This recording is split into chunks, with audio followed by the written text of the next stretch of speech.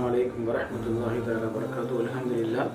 இப்போ நம்ம பார்த்தீங்கன்னா இந்த வீடியோவில் மதீனாவில் சில முக்கியமான இடங்களுக்கு போக இருக்கிறோம். அதில் குறிப்பாக பார்த்தீங்கன்னா உஹது மலை எல்லாம் கேள்விப்பட்டிருப்போம். அந்த உஹது மலையில் ரசூலுல்லாஹி ஸல்லல்லாஹு அலைஹி வஸல்லம் அவர்கள் உஹதில் காயம் ஏற்பட்ட பிறகு அந்த உஹதுடைய அடிவாரத்தில் ஒரு இடத்துல தங்கி இருந்தாங்க. அந்த இடத்த நம்ம நேரில் பார்க்க போகிறோம். அது மட்டும் இல்லாமல் அங்கே பார்த்தீங்கன்னா லுஹர் அஸ்ர் தொழுகை வச்சாங்க. அந்த இடம் பார்த்தீங்கன்னா மஸ்ஜிதே உஹது அல்லது மஸ்ஜிதே ஃபஸ்ர்னு சொல்லுவாங்க. அந்த பள்ளிக்கு நம்ம போக போகிறோம். அதுக்கடுத்து பார்த்தீங்கன்னா அதுலேருந்து கொஞ்சம் தூரம் தள்ளி பார்த்தீங்கன்னா பீர் உஸ்மான் அப்படின்னு சொல்லி ஒரு கிணறு, உஸ்மான் ரலியல்லாஹு முஸ்லீம்களுக்கு கிணறு வக்ஃப் செஞ்சாங்கல்ல, அந்த இடத்துக்கு நம்ம போக போகிறோம். அதுக்கடுத்து பார்த்தீங்கன்னா உருவத் பின் ஸுபைர் ரலியல்லாஹு அவங்களுடைய பேலஸ், அதாவது அவங்க இருந்த அரண்மனை, அந்த வீடு, அதோடைய பகுதிக்கு நம்ம போக போகிறோம். அதுக்கடுத்து பார்த்திங்கன்னா மாயிஸ் ரலியல்லாஹுடைய தண்டனை, அதாவது ஒரு விபச்சாரம் செய்வதற்கான தண்டனையாக அனுபவிக்கப்பட்ட அந்த தண்டனை கொடுக்கப்பட்ட இடத்துக்கு நம்ம போக போகிறோம். அதுக்கடுத்து பார்த்திங்கன்னா பீர் ஹர்ஸுங்கிற இடம், சொர்க்கத்து கிணறுல ஒரு கிணறான பீர் ஹர்ஸ், அது இன்ஷா அல்லாஹ் நம்ம இந்த வீடியோவில் பார்க்கலாம். இப்போ பார்த்தீங்கன்னா நம்ம கண் முன்னாடி தெரியுது பாருங்கள், அந்த மலை தான் உஹது மலை. இந்த உஹது மலையை பற்றி ரசூலுல்லாஹி ஸல்லல்லாஹு அலைஹி வஸல்லம் அவர்கள் அற்புதமாக சொல்லி காட்டினாங்க. இந்த உஹது மலை நம்மை நேசிக்கிறது, நாம் அதை நேசிக்க வேண்டும் என்று சொன்னாங்க. இன்னும் பார்த்தீங்கன்னா இந்த உஹதை பற்றி பல சிறப்புகள் உண்டு. எந்தெந்த உதாரணங்களை நன்மைக்காக சொல்லி காட்டினாலும் கீராத்துங்கிறது விளக்கமாக இந்த உஹது மலையை சொல்லி காட்டினாங்க. அது மட்டும் இல்லாமல் இப்போ நம்ம போகிற இடம் மிக முக்கியமான இடம். உஹது யுத்த காலத்தில் ஒரு முஸ்லிம்களுக்கு பாதகமான நிலைமை வரும்போது ரசூலுல்லாஹி ஸல்லல்லாஹு அலைஹி வஸல்லம் அவர்கள் காயப்பட்டு அதுக்கு பிறகு அங்கேருந்து ஒரு பாதுகாப்பான இடத்துக்கு போனாங்க. உஹது மலையுடைய அடிவாரத்துக்கு போனாங்க. கிட்டத்தட்ட ஒரு 7 சஹாபிகள், அதாவது பார்த்திங்கன்னா 7 அன்சாரிகள், 2 குறைஷிகள் மற்றும் 9 பேர் தான் ரசூலுல்லாஹி ஸல்லல்லாஹு அலைஹி வஸல்லம் சுற்றி இருந்தாங்க. அந்த பாதுகாப்பாக ஒரு இடத்துக்கு நம்ம நகர்ந்து போகும்போது அந்த இடத்துல ஒரு இடத்துல உட்காந்து அமர்ந்துருந்தாங்க. அதுக்கப்புறம் அவங்களுக்கு கொஞ்சம் மருத்துவ உதவி செய்யப்பட்டுச்சு. அதுக்கு பிறகு பார்த்திங்கன்னா ஸல்லல்லாஹு அலைஹி வஸல்லம் அவர்கள் ஒரு இடத்துல போய் உஹதுடைய ஒரு பகுதியில் போய் அமர்ந்துட்டாங்க. இப்போ நம்ம இங்கே பார்க்க போகிற இடம் என்னன்னு கேட்டால், அந்த அமர்ந்த இடம் மருத்துவ சிகிச்சை அளித்த இடம். பார்த்தீங்கன்னா குறிப்பு என்னென்னு கேட்டால், ஃபாத்திமா ரலியல்லாஹு அன்ஹா அவங்க கோரப்பாய்களை எரித்து அந்த சாம்பல்களை ரசூலுல்லாஹி ஸல்லல்லாஹு அலைஹி வஸல்லம் அவர்களுக்கு ஒரு மருந்தாக தடவி விட்டார்கள் என்பதாகவும் வருது. அதே மாதிரி இந்த இடத்துல பார்த்தீங்கன்னா அந்த உஹது யுத்தத்துக்கு பிறகு பார்த்தீங்கன்னா ஸல்லல்லாஹு அலைஹி வஸல்லம் அவர்கள் அந்த காயத்தோட லுஹரும் அஸரும் தொழுதுருக்காங்க. அந்த 2 வேளை தொழுகையும் அமர்ந்த நிலையில் தொழுகை வச்சாங்க, பின்னாடி உள்ளதும் அமர்ந்திருந்தார்கள்னு வருது. அது மட்டும் இல்லாமல் இங்கே பார்த்தீங்கன்னா ஒரு குர்ஆன் வசனமும் அருளப்பட்டதுன்னு நம்ம பார்க்குறோம். யா அய்யுஹல்லதீன ஆமனூ இதா கீல லக்கும் தஃபஸ்ஸஹு ஃபில் மஜாலிஸி ஃபஃப்ஸஹு யஃப்ஸஹுல்லாஹு லக்கும்ங்கிற அந்த ஆயத்தும் இங்கே தான் இறங்குச்சு. ஏன்னு கேட்டால் கூட்டம் அதிகமாக இருந்ததில் பார்த்தீங்கன்னா பத்ரீன்கள்லாம் பின்னாடி சஃபில் பின்னாடி நின்றதாகவும், அது ஸல்லல்லாஹு அலைஹி வஸல்லம் அவர்கள் அதை பார்த்து ஒரு யோசனையில் இருக்கும்போது அல்லாஹ் இந்த வசனத்தை அருளி அவங்களுக்கு விசாலமாக்கி கொடுங்க இடத்தங்கிற மாதிரி சொன்னதாகவும், இந்த ஆயத்து இறங்கப்பட்ட இடமாகவும் இதை சொல்கிறாங்க. அதனால் இந்த பள்ளிக்கு பேர் மஸ்ஜித் ஃபஸர்னு சொல்லியும் சொல்லப்படுது. ஸல்லல்லாஹு அலைஹி வஸல்லம் அவர்கள் அப்புறம் இங்கே 2 வேளை தொழுதாங்கல்ல. இது மட்டும் இல்லாமல் நம்ம இப்போ பார்க்க போகிற இடம் என்னென்னு கேட்டால், அங்கேருந்து எதிரிகளுடைய தாக்குதல் அதிகமான உடனே ஸல்லல்லாஹு அலைஹி வஸல்லம் அவர்களுக்கு காயம் ஏற்பட்ட அந்த நிலைமையில் பாதுகாப்புக்காண்டி ஒரு இடத்துல கொண்டாந்து அமர வச்சாங்க. அந்த இடத்த தான் நம்ம பார்க்க போகிறோம். அந்த இடத்துல பெரிய ஒரு அதிசயம் என்னன்னு கேட்டால், ஒரு ஆச்சரியமான விஷயம் என்னன்னு கேட்டால், இப்போ இத்தனை ஆண்டுகளுக்கு பிறகு ரசூலுல்லாஹி ஸல்லல்லாஹு அலைஹி வஸல்லம் அவர்கள் அன்னைக்கு அமர்ந்த பொழுது அவங்கள்ட்ட இருந்த காயங்களில் வந்த ரத்தம், அந்த உதிரம் இந்த பாறைகளில் சில இடங்களில் பட்டிருக்கு. அந்த இடத்த பார்த்தீங்கன்னா இன்றும் கூட கஸ்தூரி மனம் மணக்கிறத நம்ம பார்க்குறோம். அதைத்தான் இன்றைக்கி மக்கள் வரிசையில் நின்று போய் பார்த்துட்டு வந்துட்டு இருக்காங்க. நம்ம இதை நம்ம எந்த அளவுக்கு அல்லாஹ் ஆலம் இது எப்படி சொல்கிறதுனே நமக்கு புரியலை. ஆனால் இந்த அளவுக்கு அல்லாஹு தாலா இவ்வளோ ஒரு பெரிய விஷயத்தை கொடுத்துருக்காங்கும் போது நமக்கு ஆச்சரியமாக இருக்குது. இதை நம்ம ஒவ்வொருவரும் பார்க்கணும். ஏன்னு கேட்டால் இந்த மாதிரி இடங்களுக்கு பார்க்கும்போது இது ஒரு பெரிய அத்தாட்சியாக இருக்குது. அது மட்டும் இல்லாமல் ரசூலுல்லாஹி ஸல்லல்லாஹு அலைஹி வஸல்லம் இங்கேருந்து பார்த்தீங்கன்னா அந்த தூரத்தில் தெரிகின்ற ஒரு சிமெண்ட் காரை மாதிரி போட்டிருப்பாங்க. மேலே இங்கேருந்து தாக்குதல் இங்கே அமர்ந்திருந்து அதுக்கப்புறம் மறுபடியும் எதிரிகள் வரப்போக இங்கேருந்து பார்த்தீங்கன்னா நேராக நம்ம அந்த மேலே ஒரு பகுதி காமிச்சோம்ல, அந்த பகுதிக்கு போயிடுறாங்க. அங்கே போய் பார்த்தீங்கன்னா கிட்டத்தட்ட 7 சஹாபிகள், கூட இந்த 9 சஹாபிகள் 7 சஹாபிகள் அன்சாரிகளும் ஷஹீதாக்கப்படுறாங்க. 2 சஹாபிகள் மட்டும், அதாவது இறுதி வரைக்கும் தல்ஹத் இப்னு உபைதுல்லா, சஅத் இப்னு அபீ வக்காஸ் ரலியல்லாஹு அன்ஹுமா, இந்த 2 பேருமே பார்த்தீங்கன்னா அவங்களுக்கு கேடயமாக இருந்தாங்கன்னு நம்ம வரலாறுல பார்க்குறோம். அதில் பார்த்தீங்கன்னா இந்த 2 பேரும் பார்த்தீங்கன்னா அதிகமான முறையில் ஸல்லல்லாஹு அலைஹி வஸல்லம் அவர்களுக்கு கேடயமாக இருந்து ரொம்ப அம்புகளையும் வாள்வெட்டுகளையும் தாண்டி தான் அவங்கள பாதுகாத்துருக்காங்க. அந்த இடம் அங்கே இருக்குது. இப்போ இன்ஷா அல்லாஹ் நம்ம ஸல்லல்லாஹு அலைஹி வஸல்லம் அவர்கள் அந்த அமர்ந்த இடம்ங்கிற சொல்கிற இடத்துக்கு நம்ம இப்போ உள்ளே போய் பார்ப்போம். அங்கே போய் பார்த்தீங்கன்னா உண்மையாலுமே ரொம்ப ஆச்சரியம் விஷயம் இன்னும் வந்து அந்த மனம் இருக்குது. யாரும் வந்து அத்தரோ கஸ்தூரியோ ஊதோலாம் எதுவும் தடவலை. அந்த இடத்துல இருந்து இன்னும் மனம் வந்துக்கிட்டு தான் இருக்குது. இன்ஷா அல்லாஹ் வரக்கூடிய ஹாஜிகள் எல்லோரும் வந்து அந்த இடத்துக்கு போகிற நசீப் அல்லாஹ் தரணும். நம்மளுடைய ஹாஜிகளும் அதை வந்து ஒரு பார்வை பார்த்துட்டு வந்துட்டு இருக்காங்க. இங்கே ரசூல் ஸல்லல்லாஹு அலைஹி வஸல்லம் அவர்கள் அமர்ந்திருந்தாங்கிறது அந்த இடமே ஒரு சிறப்பு தானே. ரசூலுல்லாஹி அவங்களோட வாழ்கிற வாய்ப்பு தான் நமக்கு கிடைக்கலன்னு கூட அவங்க வந்து இருந்த இடங்கிற போது நமக்கு ரொம்ப ஆச்சரியம் வரும். இந்த பாருங்க அந்த இடம் தான், அந்த இடத்த தான் அப்புறமா காட்டிகிட்டு இருக்கோம். அந்த இடத்துல தான் இன்னுமே அந்த மனம் வந்துகிட்டே இருக்குது. இப்போ நம்ம அடுத்து பார்க்க போகிற இடம் பார்த்தீங்கன்னா மதீனாவில் மிக முக்கியமான இடம் கேட்டால் பேர் ரூமா, அதாவது பேர் உஸ்மான் என்று சொல்லுவாங்க. ஸல்லல்லாஹு அலைஹி வஸல்லம் அவர்கள் மதீனாவுக்கு வந்ததுக்கு பிறகு, ஹிஜ்ரத் பண்ணி வந்ததுக்கு பிறகு மதீனாவில் ஒரு பெரிய தண்ணீருடைய தட்டுப்பாடு, குடி தண்ணீருக்கான பெரிய ஒரு பாதிப்பான நிலைமையில இந்த இடத்துல ஒரு யூதன்கிட்ட வந்து ஒரு கிணறு ஒன்று இருந்துச்சு. அதில் தண்ணி நல்லா வந்துட்டு இருந்துச்சு. ஆனால் அந்த யூதன் என்ன பண்ணான்னா அந்த தண்ணியை விலைக்கு தான் விற்றான். காசு கொடுத்து வாங்க முடிஞ்சால் வாங்கி குடிங்க, இல்லாட்டா தர முடியாதுங்கிற மாதிரி முஸ்லீம்கள் மத்தியில் ஒரு சங்கடமான ஒரு விஷயம். இது ஸல்லல்லாஹு அலைஹி வஸல்லம் அவர்களுக்கு இந்த செய்தி தெரிய வருது. அப்புறம் ரசூலுல்லாஹி ஸல்லல்லாஹு அலைஹி வஸல்லம் அவர்கள் முஸ்லீம்களை அழைத்து சொன்னாங்க, இந்த யூதரிடமிருந்து யாராவது இந்த தோட்டத்தை, இந்த கிணதை நம்ம முஸ்லீம்களுக்காண்டி யார் வாங்கி தர்றாங்களோ அவங்களுக்கு நாளைக்கு சொர்க்கத்தை நான் என்ன பண்ணுறேன், நன்மாராயம் கூறுறேன், நாளைக்கு சொர்க்கத்தில் உங்களுக்கு ஒரு தோட்டம் வாங்கி தரேங்கிற மாதிரி கருத்துப்பட அவங்க அறிவிப்பு செய்கிறாங்க. அந்த அறிவிப்பு கேட்டதுக்கு பிறகு பார்த்தீங்கன்னா இதில் முதலாளாக உஸ்மான் ரலியல்லாஹு அவர்கள் விரைந்து போகிறாங்க. போய் அவன்கிட்ட போய் இந்த யூதன்கிட்ட போய் கேட்குறாங்க, விலைக்கு கொடுன்னு கேட்குறாங்க. அவன் தர மறுக்கிறான். இல்லை நான் தர முடியாது அப்படின்னு. ஏன்னு கேட்டால் தண்ணி தட்டுப்பாடு, தண்ணி டிமாண்டாக இருக்குது, இதில் நம்ம நிறைய வருமானம் பார்க்கலான்னு ஒரு ஆசை. அப்போ அந்த நேரத்தில் எவ்வளோ பேசி பார்த்தாங்க. அப்புறம் ஒரு கட்டத்துக்கு மேலே பார்த்தாங்க, ஒரு பாதி கிணறு எனக்கு கொடு, பகுதியை கொடு அப்படின்னு கேட்டாங்க. பகுதினா எப்படின்னு கேட்டால் முறை வச்சு, ஒரு நாள் நீ அதெல்லாம் தண்ணி எடுத்துக்கணும், மறுநாள் நான் எடுத்துக்குவேன் அப்படின்னு. உடனே சரி அப்படின்னு சொல்லிட்டு கிட்டத்தட்ட பார்த்தீங்கன்னா வாங்கி முடிக்கும் போது அது 20,000 திரகம் வரைக்கும் அது விலை போயிருக்கு அன்னைக்கே. அப்போ வாங்கினதுக்கப்புறம் ஒரு நாள் மறுநாள் இப்படி போய்கிட்டு இருக்கும்போது உஸ்மான் நிலம் தெளிவான ஒரு விஷயம் பண்ணாங்க. ஒரு நுண்ணறிவு படித்த ஒரு கல்வியறிவு படித்த ஒரு நாலேஜ் பர்சன் என்ன பண்ணுவாங்களோ யோசிச்சு பண்ணுவாங்களோ அந்த வேலையை உஸ்மான் நிலம் இன்னைக்கு பார்த்தாங்க. என்னன்னு கேட்டால் அந்த ஒரு நாளில் 2 நாளைக்கு தேவையான தண்ணீரை முஸ்லீம்கள் எடுக்க சொல்லிட்டாங்க. யூதன்ட்ட காசு கொடுத்து வாங்க தேவையில்லை. ஒரே நாளில் 2 நாளைக்கு தேவையான தண்ணீரை ஒரே நாளில் எடுத்துருவாங்க. ஒரு நாள் தண்ணி எடுக்க தேவையில்லை. அப்போ யூதனிடம் காசு கொடுத்து எடுக்க வேண்டிய நபர்கள் எல்லாம் தண்ணீரே வாங்காமல் ஒரு நிலைமைக்கு போயிடுச்சு.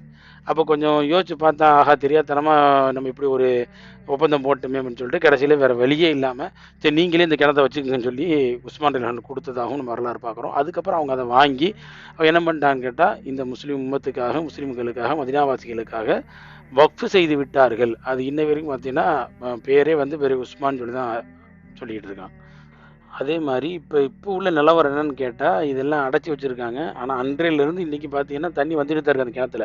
ஆனால் இன்றைக்கி இதுக்கப்புறம் என்ன ஆக போகுதுன்னு கேட்டால் இது மாடுலேஷன் பண்ணி ஒரு டூரிஸ்ட் பிளேஸாக மாற்றுறதுக்கான எல்லா வேலையும் நடந்துக்கிட்டு இருக்குது. அதனால் உள்ளே போக முடியல. பழைய மாதிரி பார்க்கணும்னு சொன்னால் முடிஞ்ச அளவுக்கு இப்போயே நம்ம இதெல்லாம் வந்து பார்த்துட்டா தான். எனக்கு தெரிஞ்சு இன்னும் பார்த்தீங்கன்னா இன்னும் 1 வருஷம் அதிகபட்சமாக 1 வருஷம் 2 வருஷத்தில் பார்த்தீங்கன்னா இந்த இடம் இந்த மாதிரி இருக்காது, வேறு மாதிரியாக இருக்கும். அதுக்கான ஏற்பாடுகள் தடுத்து வச்சு அதுக்கான ஏற்பாடுகள் இப்போ நடந்துக்கிட்டு இருக்குது. அதனால் இன்ஷா அல்லாஹ் முடிஞ்ச அளவுக்கு இதெல்லாம் ஒரிஜினாலிட்டியாக பார்க்கணும்னு சொன்னால் இதெல்லாம் நம்ம வந்து எவ்வளோ சீக்கிரம் முடியுமோ வாய்ப்புள்ளவங்க எவ்வளோ சீக்கிரமாக வந்து பார்த்தோம்னாலும் அல்ஹம்துலில்லாஹ் அந்த பழைய படிப்பினை பெறலாம்.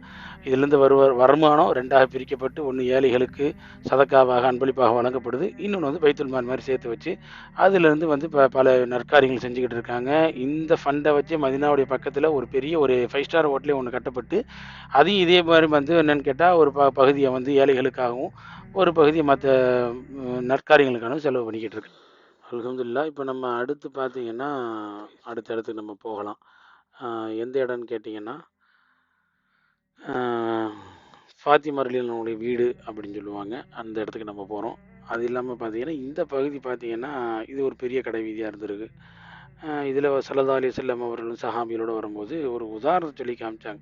என்னென்னு கேட்டால் ஒரு ஆடு ஒன்று எவ்வளோக்கு நம்ம வாங்கலாம் அப்படின்னு கேட்குறாங்க. அப்போ 1 திரகம் 2 திரகம் அப்படி சொல்கிறாங்க. அப்படி அந்த ஆடு வந்து செத்துருச்சுன்னா யாராவது வாங்குவாங்களா அப்படின்னு கேட்குறாங்க. அப்படின்னா இல்லை அது வந்து ஒரு மதிப்பும் கிடையாது, அது யார் வாங்க போகிறா, நமக்கு அது தேவையில்லையே, அது வாங்க மாட்டோமே அப்படின்னு. அப்போ ஸல்லல்லாஹு அலைஹி வஸல்லம் சொல்கிறாங்க இந்த பகுதி தான் அந்த அப்படி நடந்து வரும்போதே சொல்லிட்டே வர்றாங்க. அப்படி சொல்லும்போது செத்த ஆட்டுக்கு உதாரணம் என்ன சொன்னாங்கன்னா துனியாவை சொல்கிறாங்க. இந்த துனியா அப்படிப்பட்டது தான், இதுக்கு நம்ம வந்து என்ன பண்ண ஒரு வேல்யூஷனும் கிடையாது. ஒரு செத்த ஆட்டுடைய மதிப்பு தான் துன்யாவுக்கு அப்படிங்கிற மாரி இந்த இடத்துல சொன்னதாகவும் நம்ம வரலாறுகள பார்க்குறோம். அதுக்கு அடுத்து பார்த்தீங்கன்னா, இன்னும் கொஞ்சம் தள்ளி போனோம்னு சொன்னா, இந்த ஃபாத்திமா நாயகி அவங்களுடைய வீடு. இந்த ஃபாத்திமா நாயகி வீடுன்னு சொன்ன உடனே நெறைய பேர் நம்ம நெனச்சுக்கிறோம், ஸல்லல்லாஹு அலைஹி வஸல்லம் மகளார் ஃபாத்திமான்னு நெனைக்கிறோம். ஆனா அது இல்ல. மகளார் ஃபாத்திமா ரலியல்லாஹு அன்ஹா வீடு வந்து மஸ்ஜித் நபி பக்கத்துல தான் இருந்திருக்கு. ஆனா இது பார்த்தீங்கன்னா, ஹுசைன் ரலியல்லாஹு அன்ஹுவுடைய மகளார் ஃபாத்திமா அப்படிங்கிறாங்க. அந்த பழைய வீடு வந்து பழைய ஸ்ட்ரக்சர்ல அழகா அந்த அற்புதமா பாதுகாக்கப்பட்டு வருது. அது மட்டும் இல்லாம, அது பக்கத்திலேயே பார்த்தீங்கன்னா, ஒரு கிணறு ஒண்ணு. இன்னும் அங்க ஒரு கிணறு இருக்குது. அதுவும் இப்ப பார்த்தீங்கன்னா, பராமரிப்புக்காக இப்ப அடுத்து என்ன பண்ண போறாங்கன்னு தெரியல. பராமரிப்புக்காண்டி அத அடைச்சு போட்டு வச்சிருக்காங்க. இன்ஷா அல்லாஹ் வாங்க நம்ம அத போய் பார்த்துட்டு வரலாம் நேர்ல போய்.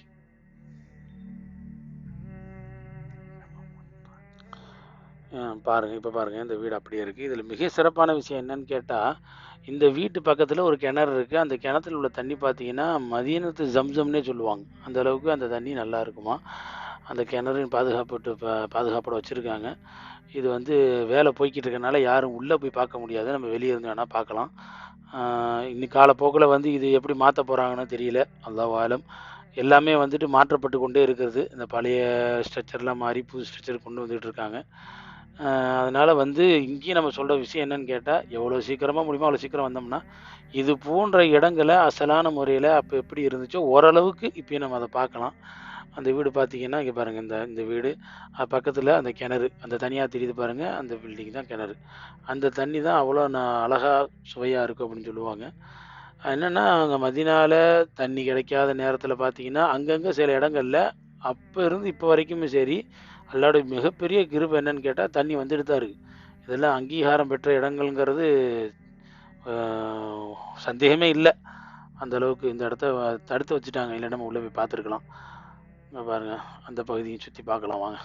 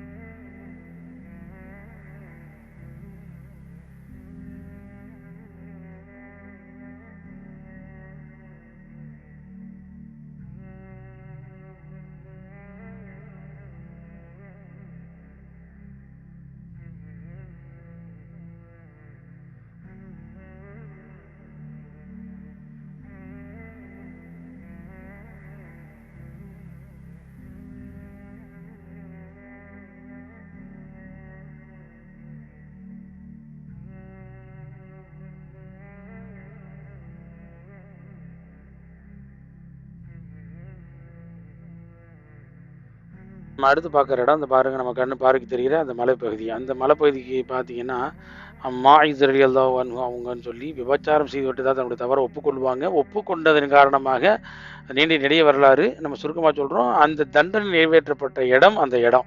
அந்த இடத்துல வச்சு தான் நமக்கு வந்து தண்டனை கொடுக்கப்பட்டாங்க அப்படின்னு சொல்ற இடத்துல நம்ம இருக்கோம்.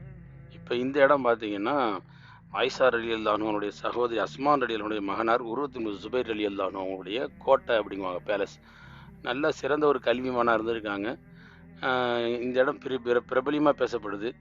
ஸல்லல்லாஹு அலைஹி வஸல்லம் அவருடைய வஃபாத்துக்கு பிறகு ஊர் விருந்து அப்படிங்கிற மாரி எல்லாத்தையும் அழைத்து, மதீனாவாசிகள் எல்லாத்தையும் அழைத்து ஒரு பெரிய விருந்து ஏற்பாடு பண்ணியிருந்தாங்க. நல்லா கிராண்டா. அப்ப அந்த விருந்துக்கு வந்து ஆயிஷா ரலியல்லாஹு அன்ஹா அவர்களுக்கும் அழைப்பு கொடுக்கப்பட்டிருந்துச்சு. அப்ப அவங்களும் வந்தாங்க அந்த விருந்துக்கு. வந்து பார்த்துட்டு, அந்த விருந்த பார்த்துட்டு அழுக ஆரம்பிச்சுட்டாங்க. தேம்பி தேம்பி அழுக ஆரம்பிச்சுட்டாங்க. அப்ப அவங்கள்ட்ட கேட்டாங்க, "ஏன் எதனால இப்படி அழுகுறீங்கன்னு?" கேட்கும்போது, அப்ப அவங்க சொன்னாங்க, ரசூலுல்லாஹி ஸல்லல்லாஹு அலைஹி வஸல்லம் அவர்கள் வாழ்ந்த ஜீவிய காலத்தில, இது போன்ற ஒரு பெரிய விருந்தில அவங்க கலந்துக்கிட்டதாகவும், சாப்பிட்டதாகவும் தெரியல. 2 உணவுகள கூட ஒரே நேரத்தில அவங்க சாப்பிட்டது கிடையாது. அப்படிங்கிற மாரி சொல்லி அழுததாகவும் பார்க்குறோம். ஆ அப்படி அந்த காலங்கள் அப்படி போச்சு. அப்ப இந்த கோட்டை பார்த்தீங்கன்னா, ரினோவேஷன் பண்றதுக்காண்டி இப்ப அடைச்சு வச்சுட்டாங்க. உள்ள எதுவும் போ முடியல. ஆனா இடிபாடா இருக்குது. இன்னும் காலப்போக்குல பார்த்தீங்கன்னா, இதெல்லாம் ரெடி பண்ணிட்டாங்கன்னு சொன்னா, எப்படியும் வந்து இதுவும் ஒரு சுற்றுலா தலமாக மாற்றப்படுங்கிற சந்தேகம் இல்ல. கொஞ்சம் மாடுலேஷன் பண்ணி ரெடி பண்ணிக்கிட்டு இருக்காங்க. இன்ஷா அல்லாஹ் வர்றவங்க இப்போ வந்தீங்கன்னா, அந்த காலத்தில் எப்படி இருந்துச்சோ அந்த கோட்டைகளுடைய அந்த இடிபாடுகள், அந்த இடிஞ்சு போன கட்டடங்கள்லாம் இப்போ கண்ணில் படுது. ஆனால் காலப்போக்கில் வந்துட்டு அதெல்லாம் மாற்றப்பட்டுரும். நம்ம இன்ஷா அல்லாஹ் அடுத்த இடத்துக்கு நம்ம போகலாம்.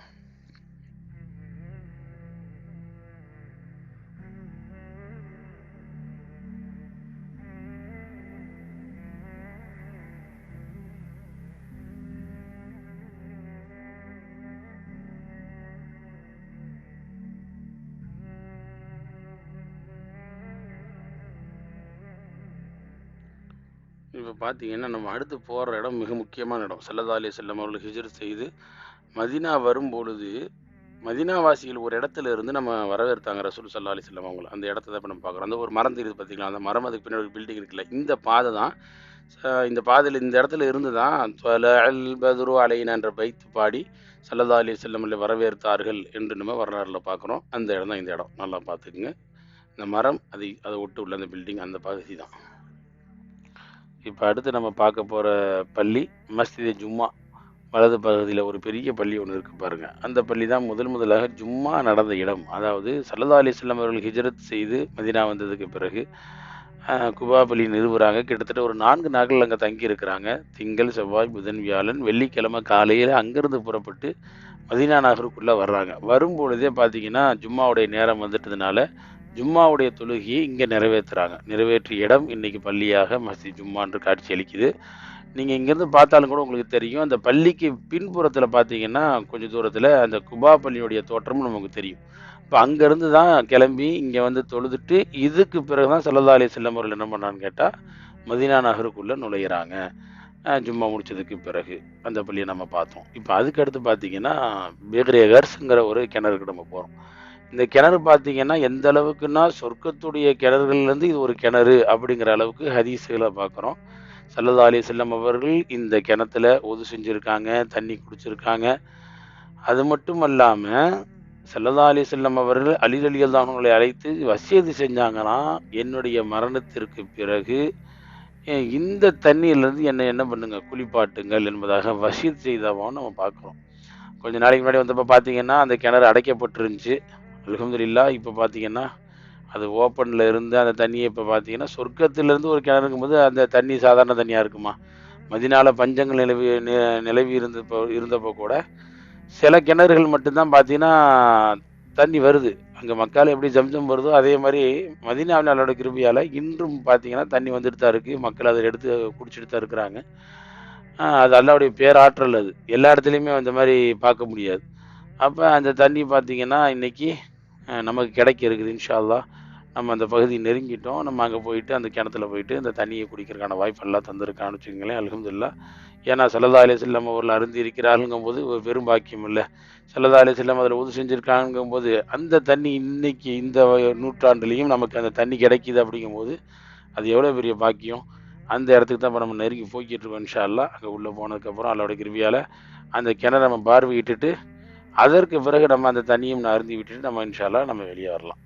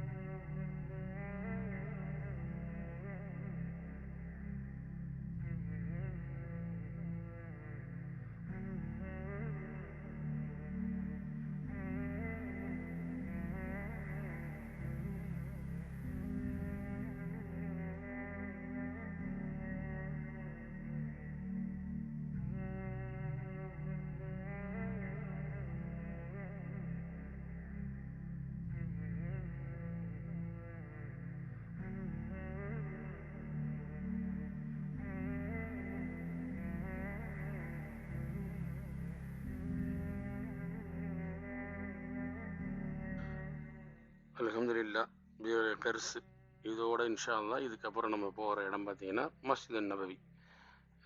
மதீனாவில் நம்ம பார்க்க வேண்டிய மிக முக்கியமான இடங்களுக்கெல்லாம் அல்லாஹ்வுடைய கிருபையால் அனைத்து இடத்தையும் நம்ம பார்த்துட்டு வந்தாச்சு. அல்லாஹு தஆலா எல்லோருக்கும் இந்த நசீபை மிக விரைவாக தந்தல் புரிவானாக. அஸ்ஸலாமு அலைக்கும் வரஹ்மத்துல்லாஹி வபரகாத்துஹு.